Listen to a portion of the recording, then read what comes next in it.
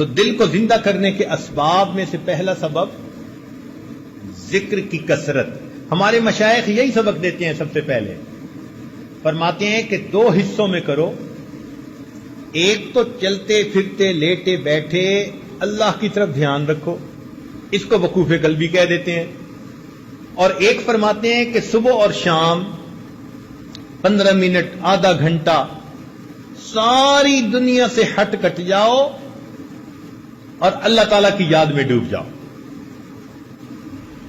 ساری دنیا سے ہٹ کٹ جاؤ اور اللہ تعالیٰ کی یاد میں ڈوب جاؤ. جب انسان یوں مراقبہ کرتا ہے نا صبح و شام، تو دل کی کیفیات دوبارہ تازہ ہو جاتی ہیں. آج کل کے دور میں اس کو سمجھنا بہت آسان ہے. دیکھیں آج کل تو چھوٹے بڑے بہت لوگوں کے پاس سیل فون ہوتا ہے، موبائل فون. اس کی بیٹری ہوتی ہے. اب اگر سارا دن اس پر باتیں کرتے رہیں تو اس کی بیٹری ڈسچارج ہو جاتی ہے. اس کو پھر چارجر سے لگانا ضروری ہوتا ہے.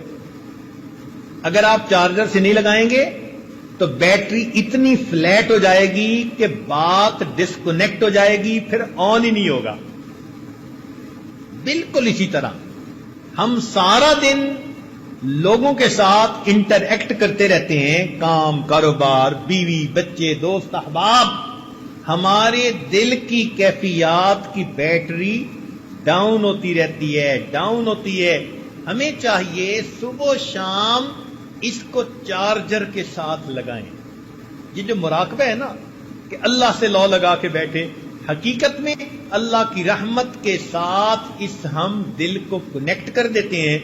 ادھر سے برکت آتی ہے، رحمت آتی ہے، اور وہ دل کی بیٹری کو دوبارہ چارج کرتی ہے. اس لیے صبح و شام کا ذکر بہت ضروری ہے. یہ پہلا سبب. دوسرا سبب جس سے دل زندہ ہوتا ہے وہ ہے تلاوت القرآن. آدمی کم از کم 1 پارہ روزانہ تلاوت کرے. بہت مشکل ہو تو چلو آدھا پارہ. کوئی دن زندگی کا اللہ تعالی کی یاد کے بغیر نہ گزرے، تلاوت قرآن کے بغیر نہ گزرے. ہمارے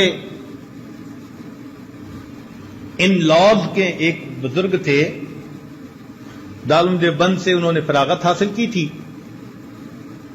میری ایک مرتبہ ان کی ملاقات سوات میں ہوئی تو وہ کہنے لگے کہ میں امام العلماء والصلحاء حضرت خواجہ عبد المالک صدیقی رحمت اللہ علیہ سے بیعت ہوا، اور اس وقت انہوں نے فرمایا کہ 1 پارہ روزانہ تلاوت کرنا. فرمانے لگے کہ آج اس بات کو کہے 43 ایئرز گزر چکے ہیں، ان 43 سال میں ایک دن بھی میرے قرآن کی تلاوت میں ناغہ نہیں ہوا. جب ایسے لوگ اللہ کے سامنے نامہ اعمال لے کر جائیں گے، ہمیں کتنی شرمندگی ہوگی کہ ہمارے کتنے دن تلاوت کے بغیر جا چکے. اب دیکھو 43 سال، سردی بھی، گرمی بھی، صحت بھی، بیماری بھی، دیس بھی، پردیس بھی، خوشی بھی، غمی بھی، 100 عوارض ہوتی ہیں، مگر وہ کہتے ہیں میں نے 1 پارے کی تلاوت پکی.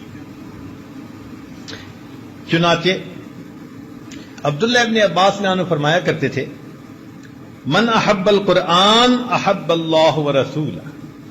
جو شخص قرآن سے محبت کرتا ہے وہ اللہ رب العزت اور اس کے رسول سے محبت کرتا ہے، اور اللہ اور اس کے رسول اس بندے سے محبت